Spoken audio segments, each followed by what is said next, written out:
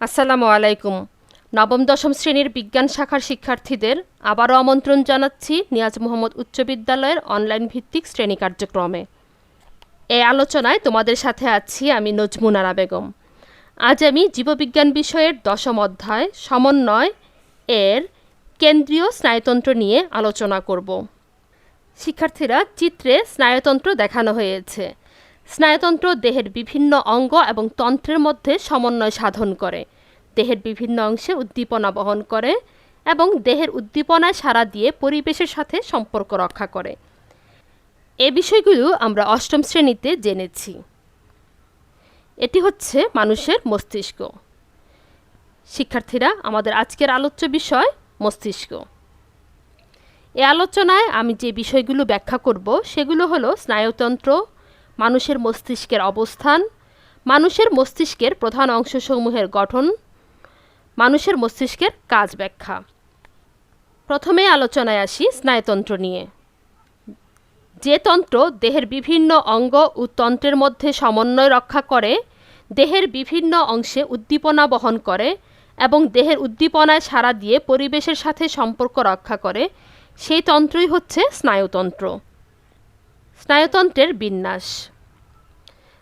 মানুষের স্নায়ুতন্ত্র প্রধানত তিন ভাগে বিভক্ত, যথা কেন্দ্রীয় স্নায়ুতন্ত্র, এটি মস্তিষ্ক এবং সুষুম্নাকাণ্ড নিয়ে গঠিত; প্রান্তীয় স্নায়ুতন্ত্র, কেন্দ্রীয় স্নায়ুতন্ত্র থেকে নির্গত সমস্ত রকম স্নায়ুসমূহ নিয়ে এই স্নায়ুতন্ত্র গঠিত হয়েছে।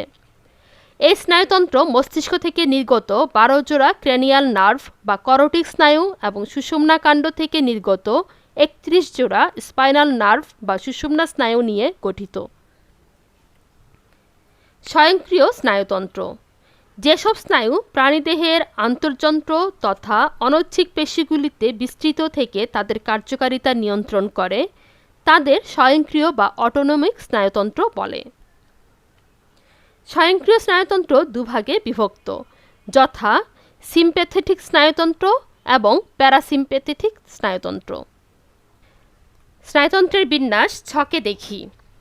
স্নায়ুতন্ত্রকে দুভাগে বিভক্ত করা হয়েছে: কেন্দ্রীয় স্নায়ুতন্ত্র, প্রান্তীয় স্নায়ুতন্ত্র।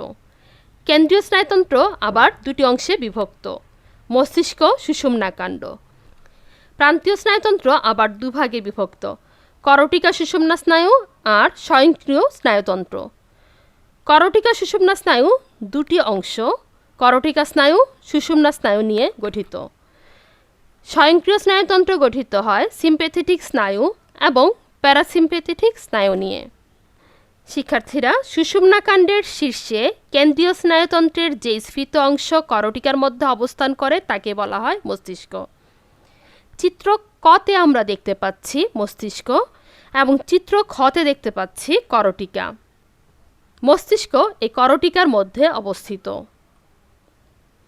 তাহলে মস্তিষ্কের অবস্থান কোথায়? মস্তিষ্কের অবস্থান করটির মধ্যে। এই মস্তিষ্ক স্নায়ুতন্ত্রের পরিচালক। মস্তিষ্ক পর্দা দিয়ে আবৃত। এই পর্দাটি 3 স্তর বিশিষ্ট। পর্দাটির নাম হচ্ছে মেনিনজেস। শিক্ষার্থীরা, চিত্রটি ভালোভাবে লক্ষ্য করো। এখানে মস্তিষ্কের লম্বচ্ছেদ দেখানো হয়েছে। এই চিত্রে 3টি অংশ দেখানো হয়েছে।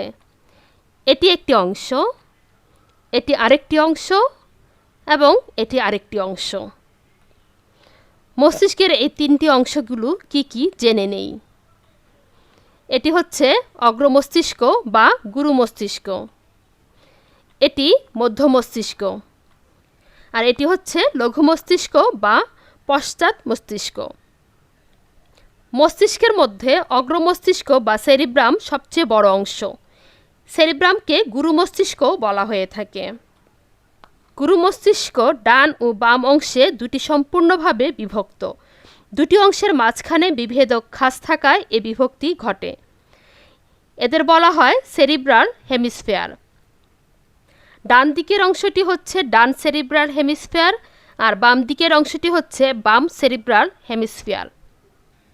সেরিব্রামের ডান ও বাম হেমিস্ফিয়ারের মধ্যে খাঁজ থাকলেও এ দুটি অংশ একগুচ্ছ নিউরন দিয়ে সংযুক্ত থাকে, যার নাম কর্পাস ক্যালোসাম।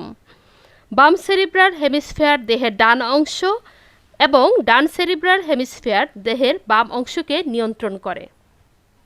মস্তিষ্কের এ অংশটির উপরিভাগ ঢেউ তোলা। এর বর্ণ হচ্ছে ধূসর। সেরিব্রামের বাইরের স্তরের নাম কর্টেক্স। কর্টেক্স অসংখ্য নিউরনের কোষদেহ দিয়ে গঠিত। এর রং ধূসর, তাই কর্টেক্সের অপর নাম গ্রে ম্যাটার। অপরদিকে সেরিব্রামের গভীর স্তরটি গঠিত হয় ওইসব নিউরনের অ্যাক্সন দিয়ে, যা সাদা রঙের মায়োলিন আবরণে আবৃত। তাই সেরিব্রাল কর্টেক্সের গভীরে থাকে সাদা রঙের স্তর বা হোয়াইট ম্যাটার। সেরিব্রাম হলো প্রত্যেক অঙ্গ থেকে স্নায়ুতাড়না গ্রহণের এবং প্রত্যেক অঙ্গে স্নায়ুতাড়না প্রেরণের উচ্চতর কেন্দ্র। দেহ সঞ্চালন তথা প্রত্যেক কাজ ও অনুভূতির কেন্দ্র হলো সেরিব্রাম। তাহলে গুরু মস্তিষ্ক বা সেরিব্রামের কাজগুলো জেনে নেই। দর্শন, শ্রবণ, ঘ্রাণ, চিন্তা, চেতনা, স্মৃতি, জ্ঞান, বুদ্ধি, বিবেক ও পেশিচালনার ক্রিয়াকেন্দ্র গুরু মস্তিষ্কে অবস্থিত। কোন উদ্দীপকের প্রতি কী ধরনের সাড়া দিবে সে সিদ্ধান্ত গ্রহণে সহায়তা করে। সকল প্রাণীর মধ্যে মানুষের অগ্রমস্তিষ্কের বিবর্তন সর্বাধিক অগ্রগামী এবং সবচেয়ে বিকশিত। শিক্ষার্থীরা, এই গোল চিহ্নিত অংশটির নাম তোমাদের কি মনে আছে? এটি মধ্য মস্তিষ্ক। পশ্চাৎ মস্তিষ্কের উপরের অংশ হচ্ছে মধ্য মস্তিষ্ক। এটি অগ্র ও পশ্চাৎ মস্তিষ্ককে সংযুক্ত করে। এর অবস্থান গুরু মস্তিষ্ক ও পন্স এর মাঝখানে। মধ্য মস্তিষ্কের পেছনে অবস্থিত নলাকৃতির বৃহৎ অংশের নাম পন্স। এটি সেরিবেলাম ও মেডুলা অবলাঙ্গাটার মধ্যে সংযোগ স্থাপন করে। মধ্য মস্তিষ্ক বিভিন্ন পেশির কাজের সমন্বয় সাধন ও ভারসাম্য রক্ষা করে। এছাড়া এটি দৃষ্টিশক্তি, শ্রবণ শক্তির সাথে সম্পর্কিত। এই গোলাকার চিহ্নিত অংশটির নাম হচ্ছে পশ্চাৎ বা লঘু মস্তিষ্ক। লঘু মস্তিষ্কের তিনটি অংশ। এটি হচ্ছে পন্স, মেডুলা অবলাঙ্গাটা এবং মধ্য মস্তিষ্কের মাঝখানে পন্স অবস্থিত। এটি একগুচ্ছ স্নায়ুর সমন্বয়ে তৈরি। আরেকটি অংশ হচ্ছে সেরিবেলাম।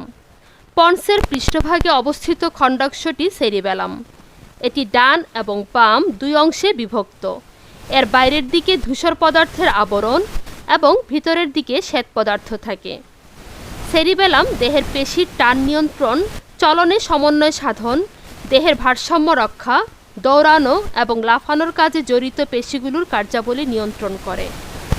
মেডুলা অবলাঙ্গাটা, এটি মস্তিষ্কের সবচেয়ে পিছনের অংশ। এর সামনের দিকে রয়েছে পন্স, পেছনের দিকে সুষুম্নাকাণ্ডের উপরিভাগের সাথে যুক্ত। মোট 12 জোড়া করোটিক স্নায়ুর মধ্যে মেডুলা অবলাঙ্গাটা থেকে 8 জোড়া করোটিক স্নায়ু উৎপন্ন হয়।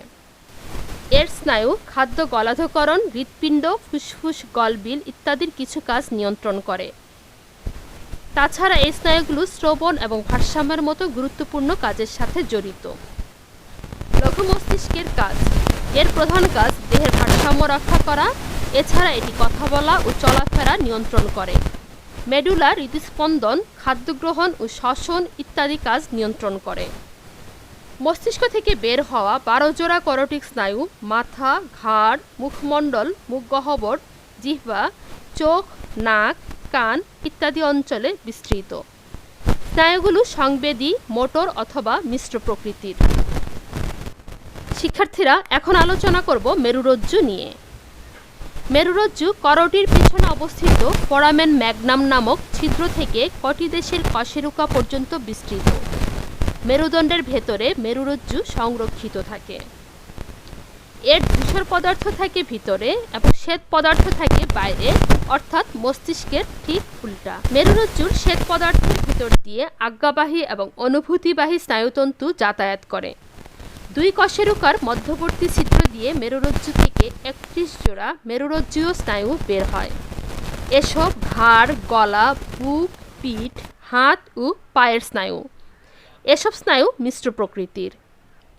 শিক্ষার্থীরা, মস্তিষ্ক সম্পর্কিত আমার এই আলোচনার পর তোমাদের মূল্যায়নের জন্য কিছু প্রশ্ন করছি। উপরের চিত্রের চিহ্নিত কোন অংশটির কাজ ঘ্রাণ নেওয়া? লক্ষ্য করো, এখানে এ, বি, সি, ডি কয়েকটি অংশ চিহ্নিত করা হয়েছে।